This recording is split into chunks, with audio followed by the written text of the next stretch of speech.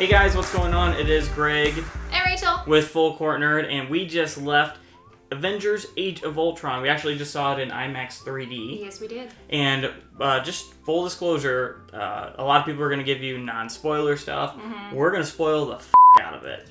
So, I'm sorry, not sorry. It's more fun that way. Yeah. We can talk about more. Let's go ahead, just kind of give the people who are watching, just give them your thoughts. I mean, I've watched all the other Avengers movies, so I'm a fan of certain ones more than others. I have a thing for Thor. I don't know what girl doesn't out there. Having said that, I'm familiar with the story, but not to the point where I've read all the comics and I know all the backstories like that, the true, originally published Marvel stories. I haven't read the comics either. I've just kind of been in the loop on the news and whatnot, and what friends have told me what to expect and that kind of stuff too. So we're very much going into this based off of, I think, the majority of you out there where, we've seen the movies, that's why we're interested in these characters, and then we're going to kind of just go from there. But Age of Ultron, awesome. I mean, it really followed up to the first Avengers movie in a really strong way. There wasn't a point where I was disappointed with the story or felt like it didn't connect, or, some of the characters weren't fleshed out, or there wasn't a reason for the action. They did a really good job of introducing new characters, making them relatable, making them really part of the story, instead of being outsiders. Because I think that really could have happened with your new Maximoff twins. They could have seemed like sideline players, but they were integrated from the start, which I enjoyed. Yeah, that's what Joss does really well. With a huge ensemble cast like this, with a lot of egos, not from the actors, but from the characters, it's easy to have someone overshadow the entire thing, and I don't think that happens at all. No. So I think, it kind of like you said with the Maximoff twins, they had their time to shine. And actually, with Ultron, he's your pinnacle villain in the movie. Everyone kind of had their go at him. Yeah, everybody did. Everybody really had an opportunity to have a one-on-one battle with Ultron in the movie. Maybe not Hawkeye so much. Hawkeye. Well, I mean, he's still an Avenger. Yeah, but it's Hawkeye. I thought it was interesting that Hydra...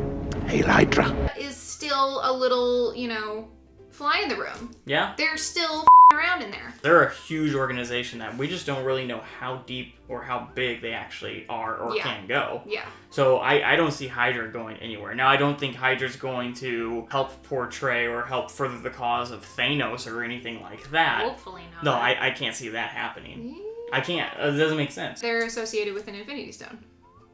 Not Hydra. The Tesseract. Hydra doesn't have a Tesseract. They used to. They know about it. Yeah, but they don't know what it can do. Well, they used it without knowing they used it on the twins in order to turn them into enhanced people. They didn't use a Tesseract. They used Loki's scepter. That's not the Tesseract. No, it's not. It's another Infinity Stone, remember? Yeah, and that brings us to... So inside of Loki's scepter is actually the Mind Stone. You ever been mind before? I'm mind the shit out of you. Which actually, if you think back to the first Avengers, where he's able to kind of take over Selvig and Hawkeye, that makes all the sense in the world now. Because now he's controlling their minds. Yeah. Actually, Ultron does that to Dr. Cho in the movie to create Vision, or eventually kind of lay the framework for Vision, and then Tony and Bruce Banner kind of... intervene with and, Jarvis. Yes. After they recreate Jarvis. Yes. No, Jarvis never went away. No, but they had to repiece them together and everything. A little bit. The puzzle was broken, but they had to put it all back together. I didn't quite buy that, though. Because Tony was all like, yeah, no, Jarvis was smarter. He just went underground for a little while. I didn't buy that. No, I think... It really did look like Ultron totally killed Jarvis. No, I think what Ultron ended up doing to Jarvis, the idea of Jarvis, was he scattered and broke it all into pieces, but the basic functions of Jarvis were still there. Because they mentioned that Ultron was unable to get nuclear codes, and that's because Jarvis kept changing them. Oh, okay. Yeah. We got some sub-characters back from some of the other movies. We got Falcon showing back up from Captain America, which was fun. He wasn't very integral, but he was still there, so that's nice to see that he's still going to be acknowledged as a part of the Marvel Universe. He even mentioned, hey, I'm not about this whole avenging thing. Yeah. I'm plenty busy working on this missing persons thing. Winter Soldier. Winter Soldier. Yep. They're going to find him. Yep, but who else did we get? We also got War Machine. It wasn't just a cameo by Rhodey. War Machine actually had a pretty good part in the battle at the end of the movie. Yeah, I appreciated that because, I mean, War Machine has always seemed like a little bit of a gimmicky character to me. Like, he's just kind of trying to be Tony Stark all over again, but with his own flair.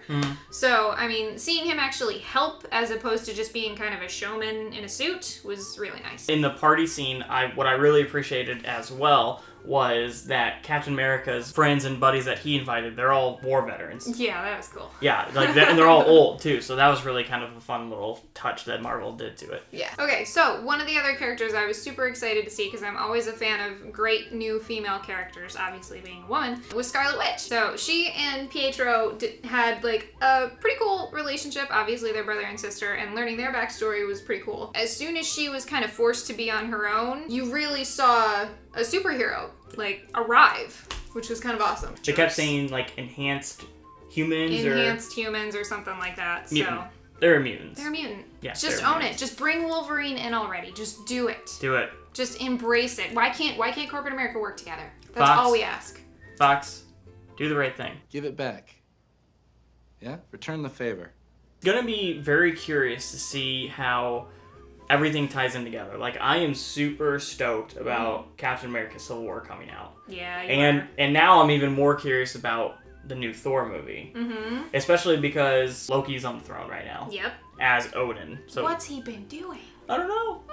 But I'm excited for another Thor movie, because, I mean, he's my favorite Avenger. I've made no secret of that, I don't think. Mm-hmm. But he just has so much more going on, and he's kind of in the realm where we get Thanos from. Same realm that the Guardians of the Galaxy are in. And I would love to see them come in and team up with the Avengers and actually have to, help them out. I mean, part of me just wants to see Peter Quill come back to Earth and be like, oh my gosh, Alyssa Milano's still hot. Like he knew when he was 8 years old when he was abducted? Everyone knew that. That would just be cute to see. I don't know. That leads me to my other part. I mean, obviously Vision has one of the Infinity Stones strapped to his forehead. So not so much strapped as it's kind of... It's like part of him. Embedded. Yeah. Mm-hmm. So with that going on, I mean, obviously we get an end scene credit with Thanos grabbing a gauntlet and saying basically, well... Motherfuckers ain't doing shit. Paraphrasing, I don't think that was the exact quote, but the gist is there. That obviously sets us up for the next Avengers movie, but how are we gonna get Thanos all the way to Earth? I mean, it would make sense if he were to leave where he's at, intergalactically travel to Earth, threaten them, and somehow the Guardians are aware of it because they also have an Infinity Stone. In Infinity War, it's going to be 2 separate movies, so part 1 and a part 2. So at some point, Thanos is going to have all of the Infinity Stones, which probably means Vision's going to die. Or we're going to find out that the Infinity Stone isn't actually part of him, or it's not like a battery or a life source for him, and he's de-Avengered. So Vision, he's non-functional or something. So Vision's gonna die, and then... or Vision's gonna die. And then Thanos will have all the Infinity Stones, and at that point, you can pretty much do whatever you want. We have to address the fact that as the ranks of the Avengers grow, we are technically missing one, and we have a hunch that this one comic book Avenger might show up in Civil War. Spider-Man! Yes. I do not care for Spider-Man. I don't really see what he's going to bring to the Avengers universe. He's a teenager. I mean, the hardest thing he's been through is... Puberty. Puberty. Do spiders go through puberty? I'm curious to see if they introduce him there, or if somehow he's integrated into Ant-Man at all, or, how is he going to come in? And for that matter, is Ant-Man going to show up in any Avengers movies? In the comics, from what I've read, is... Hank Pym, Ant-Man, actually creates Ultron, so you don't have that continuity with the comics in that aspect because Tony Stark and more or less Bruce Banner.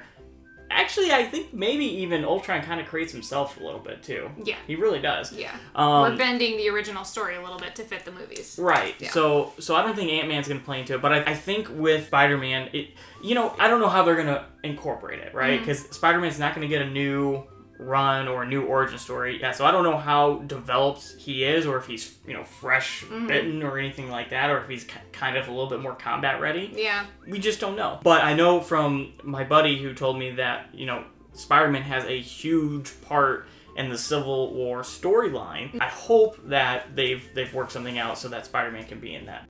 Thank you all for watching. Don't forget to comment below. Subscribe to our channel. Don't forget to follow us on Twitter at Fullcourt Nerd and like us on Facebook. See you on the green.